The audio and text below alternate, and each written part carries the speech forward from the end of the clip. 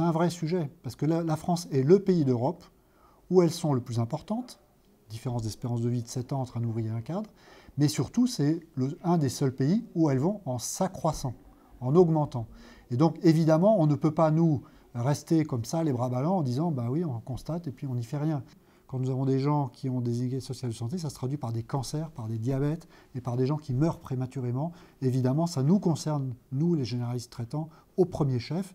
Et nous avons fait un colloque sur les inégalités sociales de santé en 2013 et nous aimerions bien que les propositions que nous avons avancées soient reprises, soient discutées, non seulement avec le gouvernement, mais aussi avec l'assurance maladie.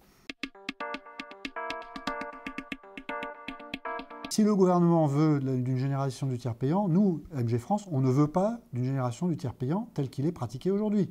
Parce que c'est un vrai bazar pour les médecins généralistes qui n'ont pas de secrétariat pour s'en occuper, alors que les radiologues, les gastro-entérologues font énormément de tiers payants, plus de 70% de tiers payants chez les radiologues, mais ils ont évidemment les moyens de payer une secrétaire qui s'occupe de ça. Nous, ce n'est pas possible. Donc nous, on ne fera pas de tiers payant généralisé si on n'a pas un système simple, avec un flux unique et une garantie de rémunération. Parce qu'à partir du moment où on aurait ça, bon, après que le patient fasse un chèque où j'ai la garantie qu'avec la carte vitale, l'assurance maladie me paiera, personnellement, ça m'est égal. Ce n'est pas une question d'idéologie. Si en plus, ça permet à des gens qui hésitent à venir me voir, de venir me voir plus facilement au lieu d'aller courir aux urgences quelques jours plus tard parce que la situation s'est dégradée, je trouve ça plus intelligent. On a besoin d'une régulation de l'accès aux services d'urgence. On ne peut pas continuer à avoir 18 millions de patients qui vont aux urgences, dont 80% y vont pour rien.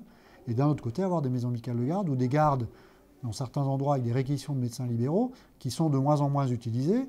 Si on n'a pas besoin de nous, on n'a pas besoin de nous. Dans ce cas-là, on arrête de faire des gardes. Vous mettez une maison médicale de garde et à côté, vous mettez un service d'urgence. Évidemment, les gens ils vont aller plutôt au service d'urgence qu'à la maison médicale de garde parce que d'un côté, il faut faire un chèque et de l'autre côté, c'est l'assurance maladie qui fait du tiers payant. Donc là aussi, moi, je pense qu'il faut mettre à égalité le secteur ambulatoire libéral avec le secteur hospitalier public. Si on fait du tiers payant sur les uns et qu'ils ont les moyens de le gérer, nous, on veut du tiers payant à ce moment-là, de la même façon, mais beaucoup plus simple. Parce que sinon, les maisons médicales de garde, on va bientôt les fermer. Les franchises, tout le monde pensait qu'un gouvernement de gauche allait faire quelque chose, il ne se passe rien. C'est 1,2 milliard à la charge des patients qui sont malades. C'est une augmentation entre guillemets déguisée des cotisations sociales, mais qui ne pèse que sur les gens malades. Ce qui n'est quand même pas tout à fait le principe de l'assurance maladie, qui mutualise le risque et qui dit qu'on paye selon ses revenus et qu'on reçoit selon ses besoins. Donc il y a un vrai sujet qui pour l'instant n'est pas pris à bras le corps par le gouvernement actuel. Du côté de MG France et d'autres syndicats, nous le regrettons.